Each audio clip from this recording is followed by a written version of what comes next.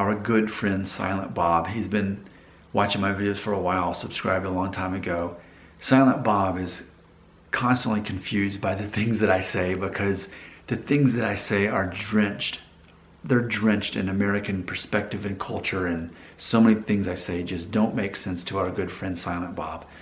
Well, our good friend Silent Bob recently asked this week in the comment section the scenario about how, what if a person from Spain came to America? How would Americans perceive that person? Would they be considered white? That was the question. Knowing that Americans tend to put Mexican Americans and people from Spain in the same category, even though they're different. If you speak Spanish, it's almost like that makes you Spanish. That's what Americans tend to do, because they don't have much of a differentiation of people from the nation of Spain versus people from a Spanish-speaking country.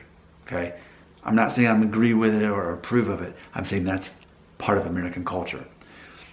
With that being said, Spanish Bob, Silent Bob, he asked, so if you are Iberian descent and you come from Spain and you come to America, would you be perceived as white? That's the question.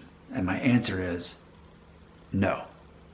And it would not have anything to do with, it wouldn't have to do with how you look, your features. My point is this is how Americans do. The moment we learn that if you're from a different country, we don't care about your ethnicity anymore, because we have lots of questions for you about your country now.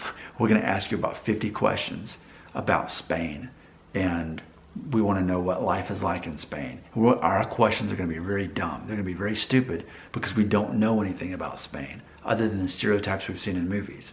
So, are you white?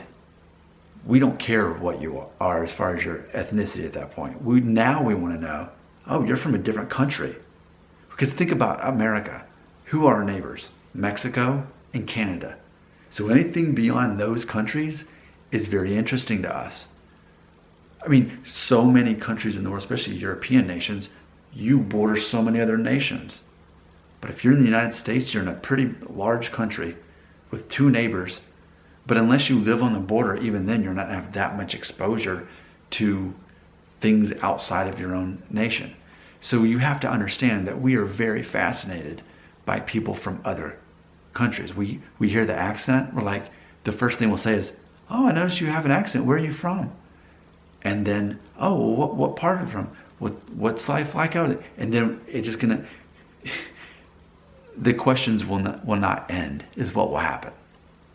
My whole point is this: the fact that you're from a different country, especially other than Mexico or Canada, the fact that you're from a different country fascinates us so much that we don't care about your ethnicity at that point.